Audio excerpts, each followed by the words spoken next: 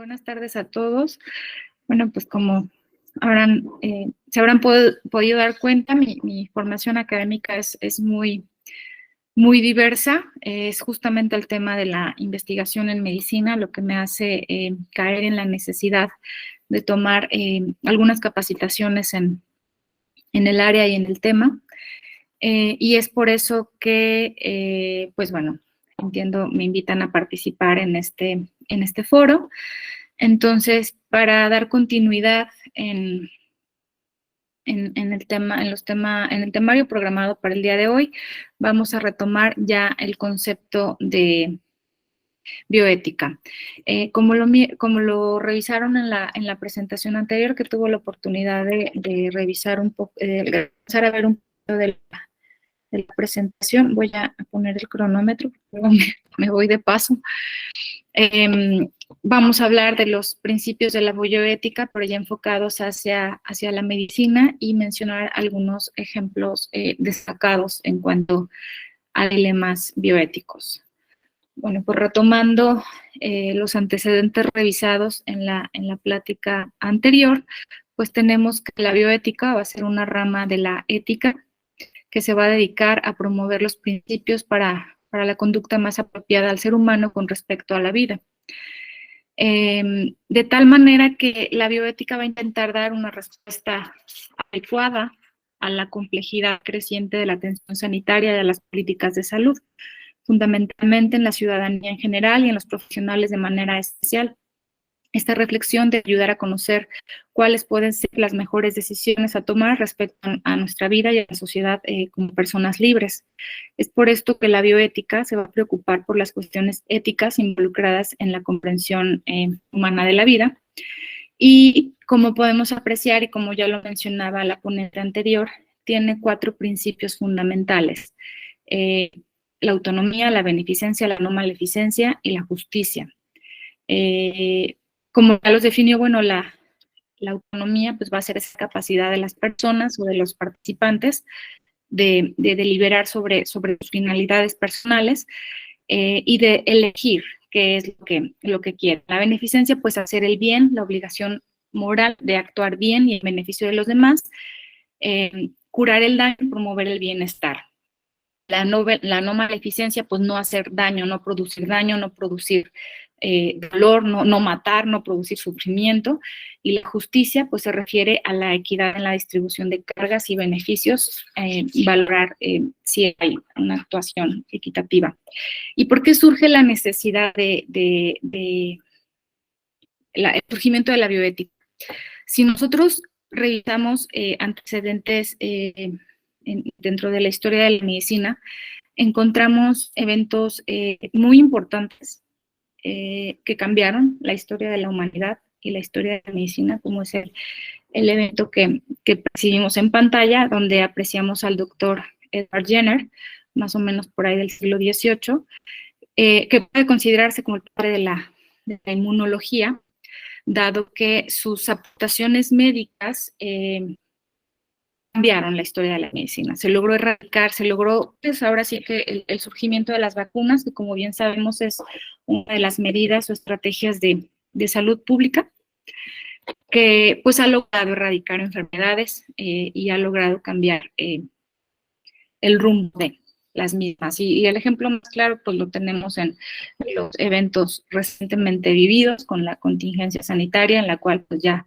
aparentemente vamos de salida, pero fue la vacunación lo que permitió que se pudiera avanzar. No obstante, si lo analizamos desde un punto de vista bioético, podemos encontrar así como este evento que cambió la historia de la humanidad, pues asimismo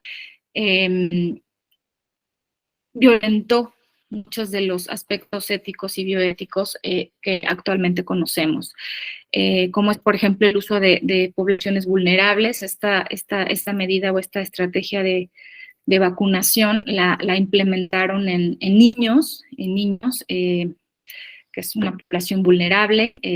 Básicamente no tenían como la experimentación previa, simplemente era la observación de lo que pasaba con las ordeñadoras de vacas pues que adquirían como una especie de viruela un tanto más leve. Entonces, se cometieron muchos violaciones, atropellos a los derechos humanos. Y bueno, a pesar de que fue un evento que cambió la historia de la humanidad, pues si le revisamos si lo revisamos detalladamente, encontramos que hay pues muchos aspectos que no estuvieron bien. Y así como pues también tenemos el ejemplo de los códigos de Nuremberg, que surgen posterior a los eventos suscitados en la Segunda Guerra Mundial, donde sabemos que parte de todo de lo que se dio y que da para una plática en especial de todo eso, pues se cometieron, bueno, se hizo mucha experimentación en humanos. No sabemos si las intenciones eran buenas o no, pero sí sabemos que se cometieron abusos y que se excedieron en muchos sentidos. Una vez que pasa todo esto, que sale a la luz todas estas violaciones, todos estos atropellos, pues resulta que no había manera de juzgarlos porque no estaba regulado, ¿no?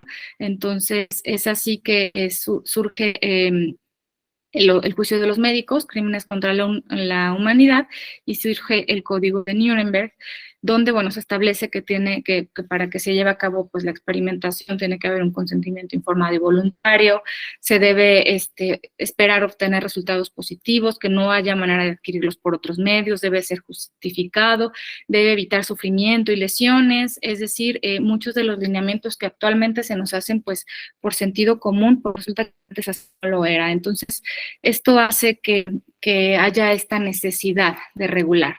Otro ejemplo muy, muy importante fue el que se dio con estos experimentos de Tuskegee en Estados Unidos, donde se llevó a cabo entre los años de 1932 a 1972, donde pues básicamente lo que se pretendía era conocer la evolución natural de la sífilis. Y a pesar de que en su momento surge la opción terapéutica de la penicilina en el año de 1947, no se les brinda a estos participantes y se les deja evolucionar. Otro aspecto importante es que estos estudios se llevaban a cabo en poblaciones vulnerables, en este caso eran afroamericanos, a muchos de ellos los contagiaron intencionalmente pues, para conocer la evolución del padecimiento. Y pues la realidad es que fue un escándalo cuando sale a la luz, es decir, el fin no justifica los medios y así como estos, a lo mejor son los ejemplos más representativos, algunos con conclusiones muy buenas, como es el caso de la vacunación, otros pues con resultados cuestionables, como los otros ejemplos que les presento, y es así como la bioética emerge junto con la necesidad de hacer valer los derechos humanos de las personas. La defensa de los derechos humanos en la posguerra mundial y el movimiento de los derechos civiles en Estados Unidos, ambos en su relación con la medicina a la salud, es decir, surge como una necesidad ante las violaciones que se estaban llevando a cabo en temas de derecho a la salud. Si analizamos otro aspecto importante, en el tema de salud, que son los dilemas en la práctica clínica, los dilemas éticos, los dilemas bioéticos a los que muchas veces se enfrentan, pues podemos ver que muchas veces estos dilemas o cuando surge la inquietud o cuando surge la duda, pues esto es solamente la punta del iceberg. Bajo de todo esto está toda una serie de situaciones más complejas, difíciles de abordar, y parte de la solución a todos estos problemas o para dar una buena solución a estos dilemas es la capacitación del personal de salud. Es decir, es poco frecuente que haya capacitación ya sea en ética o en bioética en el personal de salud. Y entonces estos dilemas se pueden presentar todos los días y el conocimiento y la capacitación es esencial. Otro aspecto importante es los factores que erosionan la vida profesional del personal de salud. venimos de una educación médica basada en evidencias, una educación médica basada en valores, que está transicionando hacia una educación médica muy rodeada de tecnología y de herramientas, de tener una disponibilidad de la información muy, muy rápida, pero a lo mejor no siempre del todo confiable. Entonces, esto hace que disminuya la autonomía del médico, la generación de esta gran cantidad de información hace necesario que haya cada vez más especialización, pero bueno, se sabe más de un área más específica y se desconoce más de otras áreas. Entonces, esta especialización del conocimiento, pues tiene sus pros y sus contras, ¿no? Ya no es tan frecuente encontrar esos profesionales médicos, pues de antes, que eran expertos en muchos temas y que dominaban muchas áreas de la salud. Ahora tenemos especialistas muy capaces, que conocen muchísimo, pero solo de su área. Las cuestiones administrativas, el incremento en la rendición de cuentas, la necesidad de dar como respuesta a todas estas cuestiones administrativas, la tecnificación de la medicina, hacen pues que se tenga una crisis en la profesión médica y en los valores humanos, y una crisis donde básicamente si hacemos una búsqueda en algún buscador médico encontramos pues que hay una gran cantidad de información sobre la sobrecarga de trabajo a la cual está siendo sometido el personal de salud. Se cae en una deshumanización y en una indiferencia en la vida y en la enfermedad.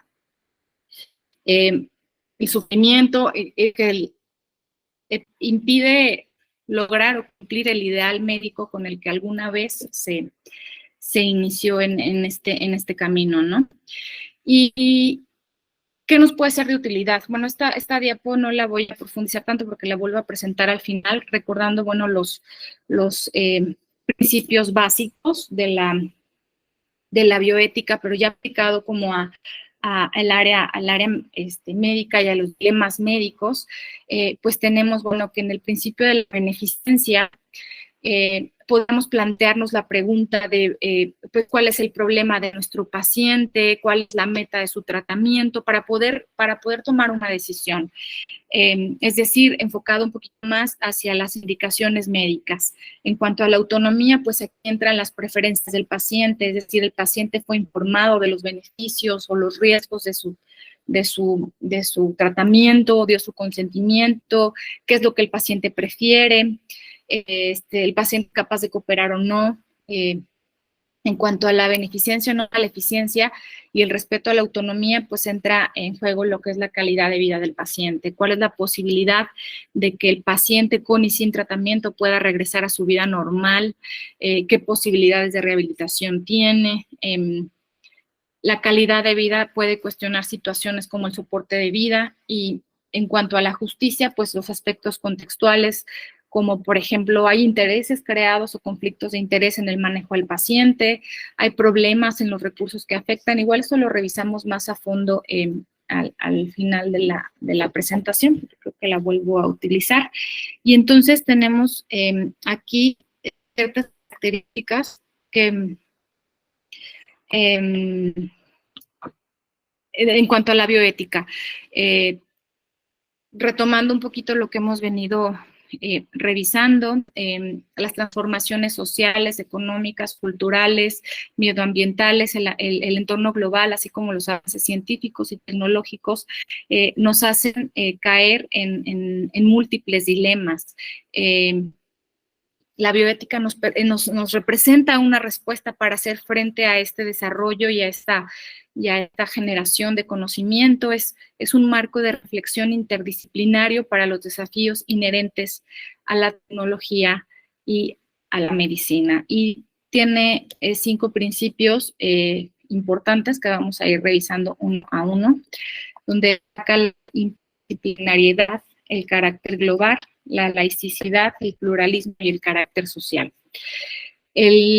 Por su parte, el término de interdisciplinariedad se refiere a la naturaleza de cada dilema bioético, que que su análisis involucre el diálogo respetuoso entre distintos especialistas de diversos campos de conocimiento, lo que permite la pertinencia de la conjunción y la relación de las ciencias y humanidades. Es decir, muchas veces estas decisiones o estos análisis bioéticos de los dilemas deben de ser, o los comités de bioética o los grupos de bioética deben de ser multidisciplinarios y deben de basarse en un diálogo respetuoso, en el respeto de las opiniones contrarias, de tal manera que se pueda tomar la mejor decisión ante el dilema propuesto.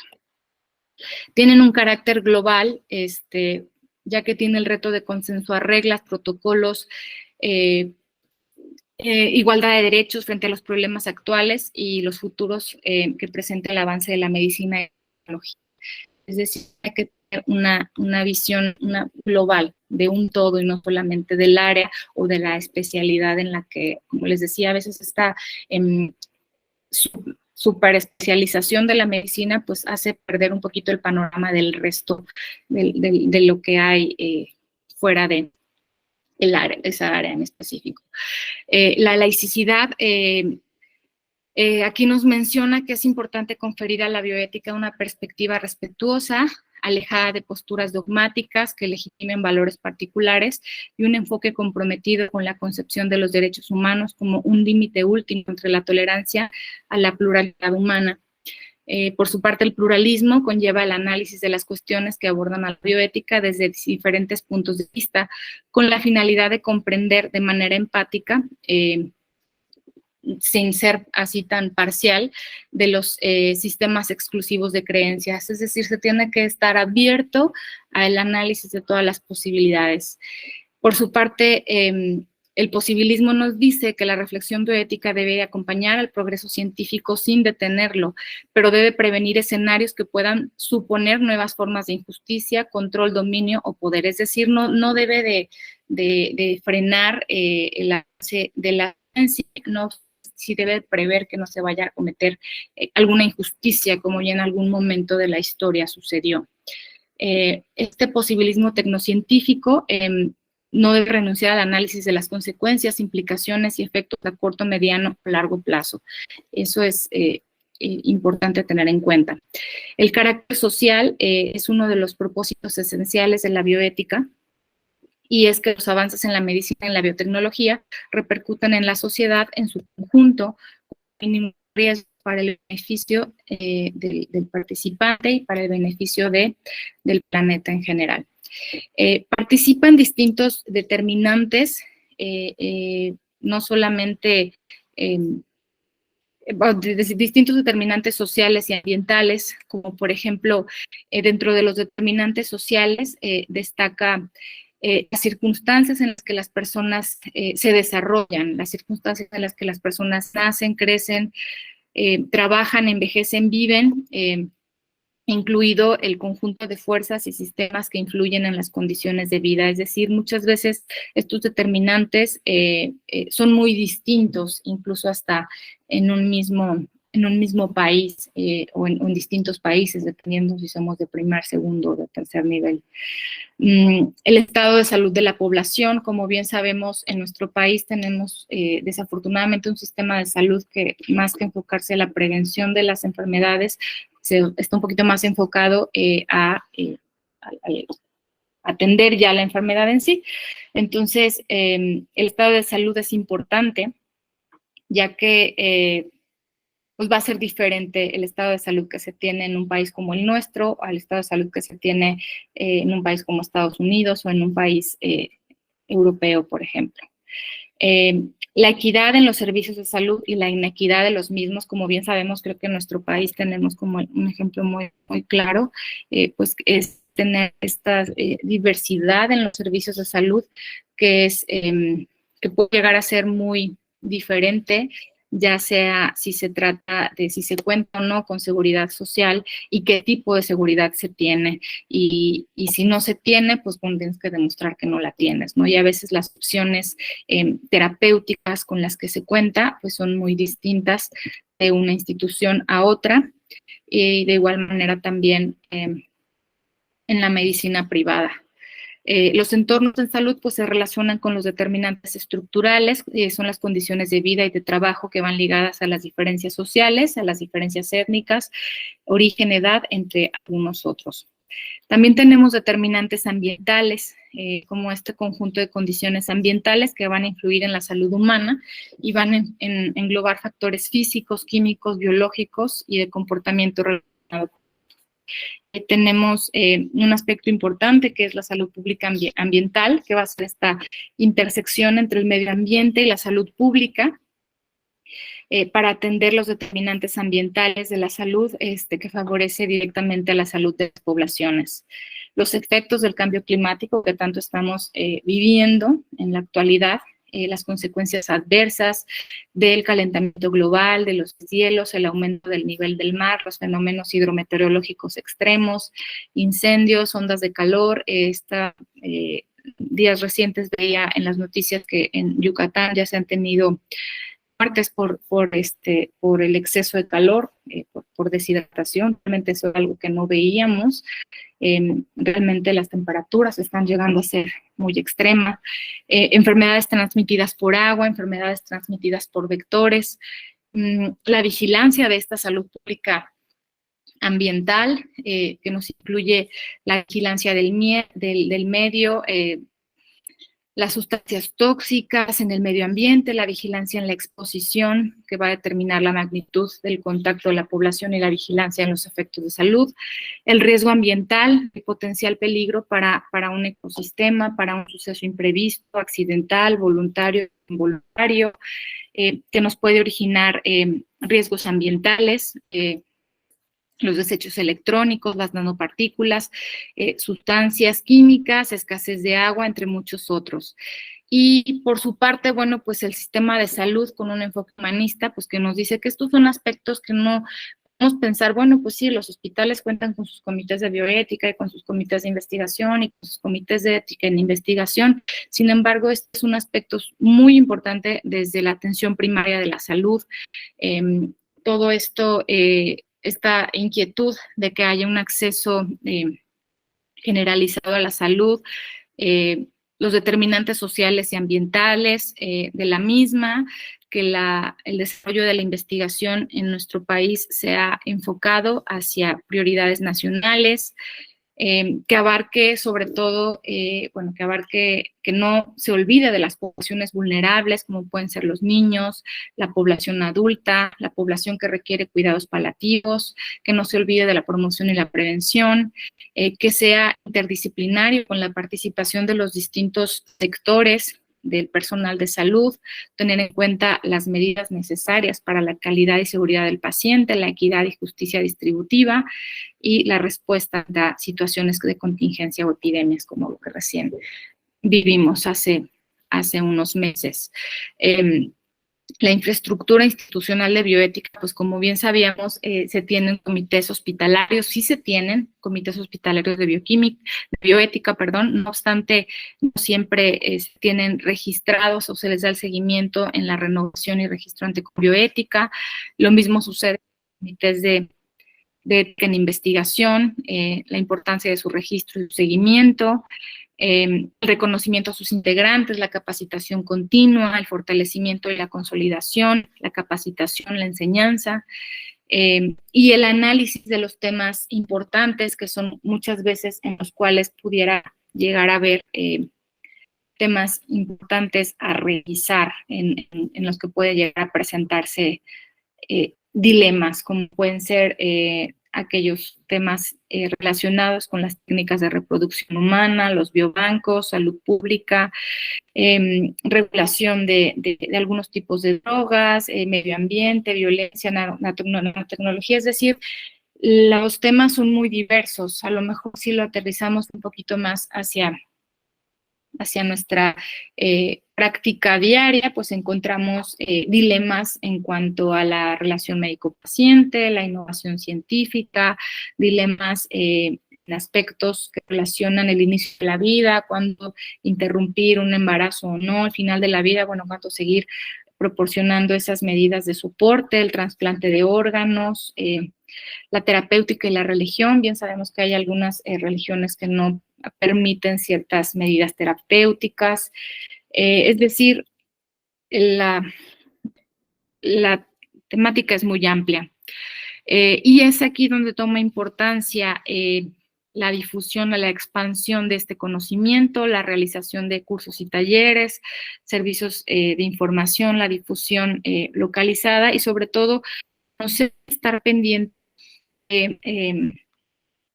de las opiniones técnicas, de los organismos internacionales, tanto de la Organización Mundial de la Salud, de la Organización Panamericana de la Salud, la UNESCO, es decir, ellos en estas organizaciones siempre se está muy pendiente de estos temas y bueno, hay que estar en constante capacitación y conocimiento. Retomando un poquito lo que revisábamos en la introducción, uno de los temas en los cuales con frecuencia llega a presentarse dilemas bioéticos en el tema de la vacunación. Como bien sabemos, pues la vacunación es un tema que se requiere una reflexión ética, ya que es una expresión de autonomía en un marco de responsabilidad que considera como una obligación moral a nivel individual y colectivo. Todos podemos experimentar serias consecuencias en nuestra salud y como resultado de enfermedades infecciosas. Es decir, se tiene el derecho de decidir si se vacuna o no, pero pues se tiene la obligación también de vacunarse. Igual puede haber sus excepciones muy puntuales. Como bien sabemos y como lo estamos viviendo, cuando una cantidad suficiente de población está vacunada, el riesgo de contagiar una enfermedad se supera los riesgos posibles que puede llevar en sí una vacuna. Sabemos que hay poblaciones y casos específicos en los cuales pues, se puede evitar la vacunación, no obstante, en general, pues ha cambiado la historia de la humanidad. Y en cuanto a la investigación en las vacunas, como bien sabemos, tienen que pasar rigurosos estándares de seguridad y de eficacia que incluyen un trabajo multidisciplinario. Toda investigación en vacunas debe ser revisada, aprobada por un comité de ética en investigación a fin de promover la participación voluntaria e informada de los sujetos de investigación, garantizar el respeto a los derechos humanos. No obstante, y bueno, y si lo revisamos con los principios bioéticos que analizábamos al inicio, presentamos que son como los aspectos fundamentales o los pilares de la bioética, pues corresponde adecuadamente en cuanto a, por ejemplo, el principio de la beneficencia, pues encontramos que existe una protección tanto a nivel individual como a nivel social, porque se frena esa cadena de contagio. El principio de la no maleficencia, el riesgo de las vacunas es mínimo comparado con los beneficios obtenidos. El principio de la autonomía, aquí el consentimiento informado permite tomar decisiones a las personas que participan en el proceso de vacunación. Y la justicia, los beneficios de la investigación en las vacunas son para toda la sociedad. Y esto lo vivimos muy de cerca en la situación, en la contingencia que recientemente se vivió. Como bien sabemos, hay un movimiento antivacunas muy fuerte que surgió hace ya algunos años y pues que sigue vigente. En el año 2019, la Organización Mundial de la Salud consideró el movimiento antivacunas como una de las 10 amenazas en salud global. Como les mencionaba, si bien la vacunación es una decisión voluntaria, el vacunarse implica un riesgo no solo para el individuo, sino para la comunidad. Y esto ya lo vivimos realmente de tener patologías pues que ya tenía muchos años que no se presentaban en nuestro país, pues ya se vuelven a presentar derivado de este movimiento antivacunas. El principio de la precaución es crítico en la salud pública para prevenir y controlar las emergencias sanitarias. Aun cuando los beneficios de las vacunas son ampliamente conocidos, es necesario que comprender que los riesgos son mínimos en comparación con la enfermedad que se está previniendo, que existen múltiples enfermedades infecciosas que son prevenibles por medio de la vacunación, y que esto mejora la calidad de vida de las personas, y que también la inmunidad colectiva protege a aquellos que por diferentes condiciones no se pueden vacunar. O sea, como les mencionaba, hay ciertos sectores en los cuales sí está indicado pues que de preferencia no se vacunen, pero el hecho de que el resto de la población esté vacunada pues los protege también a ellos. ¿Qué tuvimos en esta vacunación recientemente por COVID, que generó como mucha controversia en su momento? Una vacuna, sirven las vacunas, las hicieron muy rápido, porque a veces tardan años y estas las hicieron en unos cuantos meses. Y sí, fue un poquito controversial, éticamente hablando, los aspectos éticos en la distribución justa de las vacunas. El objetivo principal de esta estrategia pues era reducir la morbilidad y la mortalidad, por lo tanto pues en ese primer momento pues se dirigió a poblaciones vulnerables, o los que estaban un tanto más expuestos, o los que estaban un tanto más en riesgo. Pretendía maximizar los beneficios y disminuir los riesgos, reduciendo la carga de los servicios de salud, y esto es una realidad. Después de tener unos servicios de salud saturados por esta patología, la realidad es que ya la carga o la demanda de pacientes por este padecimiento pues ya es mínima, esto gracias a la vacunación. Y pues desafortunadamente los pacientes que siguen llegando en malas condiciones, y desafortunadamente el común denominador es en pacientes que tienen factores de riesgo y pacientes que no se vacunaron. Esta vacunación también minimizó los efectos negativos de la infraestructura social y económica, pues como bien sabemos, pues somos un país con bastantes limitaciones económicas, y eso pues no fue bueno para nosotros. Disminuir la inequidad en salud y promover la justicia para que todos y todas disfruten su derecho a la salud y el bienestar. Como bien sabemos, la salud es un derecho, y promover la transparencia durante el proceso de distribución y aplicación de vacunas. Esto es muy, muy pues controversial, realmente yo creo que todos tenemos alguna anécdota que criticar de cómo se llevó a cabo, no obstante, bueno, pues no es el tema de la plática. Otro tema importante en cuanto a dilemas en bioética, que es relativamente nuevo, es el tema de la neuroética.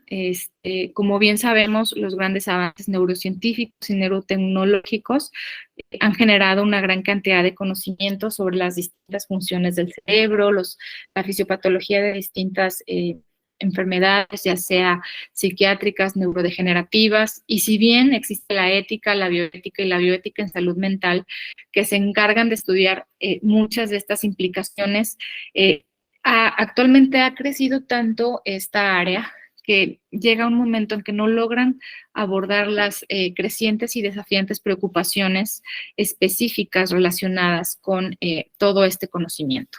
Y es así pues que surge la neuroética como la disciplina encargada de anticipar, analizar y guiar el desarrollo y el uso de la neurociencia, la neurotecnología y la inteligencia artificial, que esto de la inteligencia artificial es todo un tema pues muy, muy interesante y muy preocupante a la vez, de tal manera que pueda garantizar que sean seguras y que mejoren la calidad de vida sin que se amenace, por ejemplo, la toma de decisiones o nuestra identidad personal o nuestra personalidad o nuestras capacidades de ser seres morales, la privacidad de datos, el acceso justo para todos, la dignidad y los derechos humanos, entre otros. Es decir, es un tema que está creciendo a tal velocidad que pues genera esta preocupación y la necesidad del surgimiento de esta rama de neuroética.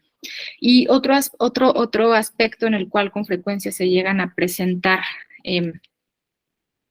dilemas médicos es en la bioética al final de la vida, donde, bueno, pues se tiene que tener en cuenta aspectos importantes que nunca se deben olvidar, como es la calidad de vida de los pacientes, que involucra tanto la valoración de la sintomatología, el autocuidado, los aspectos emocionales, el tratamiento y las relaciones sociales, la dignidad humana.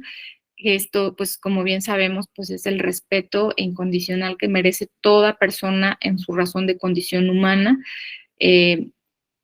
y en general, independientemente de las condiciones en las que se encuentre, bueno, tiene derecho al respeto a su dignidad humana. Su cuidado integral, que es esta atención que se logra con la participación multidisciplinaria de los profesionales sanitarios, entre los que se encuentran igualmente especialistas en ética, la teoría espiritual de los pacientes. Y este dilema bioético que surge del conflicto que resulta cuando la elección de un bien conlleva a la pérdida de otra opción, lo que puede vulnerar un valor o una creencia importante. Otro aspecto importante en esta bioética al final de la vida, pues es el consentimiento informado, lo cual pues protege al paciente de someterse a una intervención o un tratamiento médico que no desea,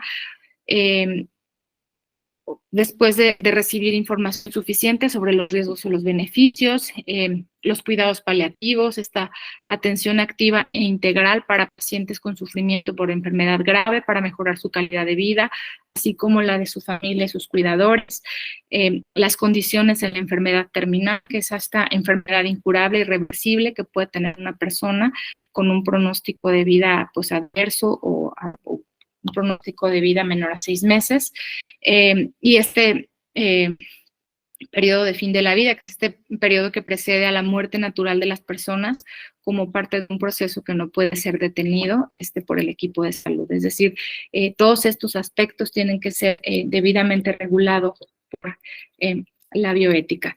Y es aquí donde vuelvo a retomar esta tabla que es de mucha utilidad para la resolución de estos dilemas bioéticos en medicina. Retomando y recordando estos principios tan importantes de la ética, en un primer cuadro tenemos la beneficencia o no maleficencia. Aquí nos podemos preguntar, como les mencionaba, cuál es el problema del paciente, si es una situación aguda o crónica, si es un paciente crítico, si es una situación reversible, emergente o terminal, cuál es la meta del tratamiento que se le está ofertando, en qué circunstancias el tratamiento médico no está indicado, cuáles son las posibilidades de éxito en el tratamiento o en los tratamientos propuestos, cómo se va a beneficiar el paciente del tratamiento y qué es lo que hay que evitar. Esto va implícito en las indicaciones médicas. En cuanto a la autonomía, pues aquí entra en juego las preferencias del paciente. Es decir, el paciente fue informado de sus beneficios y sus riesgos, de su tratamiento, el paciente dio su consentimiento, está en condiciones de dar su consentimiento. Si el paciente es capaz y legalmente competente, porque también se llega a presentar esta situación que ya no son legalmente competentes, ¿qué es lo que el paciente prefiere? Si el paciente es incapaz, ¿qué expresó antes de tener esta limitación? ¿Cuál era su preferencia? ¿Quién va a estar acá a cargo de su decisión subrogada? Y el paciente es capaz de cooperar, y si el paciente no es capaz de cooperar, ¿quién lo va a hacer? ¿No? ¿Quién va a cooperar? ¿O quién va a decidir en lugar del paciente? En cuanto a la beneficencia, no maleficencia y respeto a la autonomía, pues entra el aspecto de la calidad. ¿Cuál es la posibilidad con y sin tratamiento de regresar a una vida normal física, psicológica y social? ¿Qué posibilidad de rehabilitación tiene el paciente? ¿Cómo se puede juzgar adecuada o no adecuada la calidad de vida del paciente que no puede decidir? ¿Hay sesgos que puedan perjudicar la evaluación de la calidad de vida del paciente? ¿Qué cuestiones éticas surgen al intentar mejorar la calidad de vida del paciente? La calidad de vida puede cuestionar situaciones como el soporte de vida. ¿Está planeado el manejo del dolor o el confort del paciente cuando ya no se va a dar un manejo terapéutico? ¿La muerte médicamente asistida puede ser legal? ¿Cuál es el estado de suicidio antes del punto de vista legal y ético? Y en cuanto a el aspecto de justicia, los aspectos contextuales, pues responder si hay intereses creados o conflictos de interés en el manejo del paciente, si la familia, el médico o el paciente tienen un legítimo interés en la decisión clínica, cuál es la confidencialidad que quiere el paciente y la información que se le debe de dar a las personas, si hay factores financieros que creen conflictos de interés en la decisión clínica, si hay problemas de recursos que puedan afectar la decisión, si hay factores religiosos que puedan afectar la decisión clínica, si la decisión tiene algún problema legal, si hay problemas de ética en investigación que afecten la decisión clínica, si hay consideraciones en salud pública en la decisión, o si la institución crea algún conflicto de intereses en la decisión clínica. Es decir, son una serie de preguntas que en determinado momento nos pueden ayudar a a discernir o a decidir estos dilemas que se pueden llegar a presentar y que pueden ser muy diversos y que están basados en estos principios elementales de la bioética, que son la autonomía, la beneficencia, la no maleficencia y la justicia. Y creo que por mi parte es todo.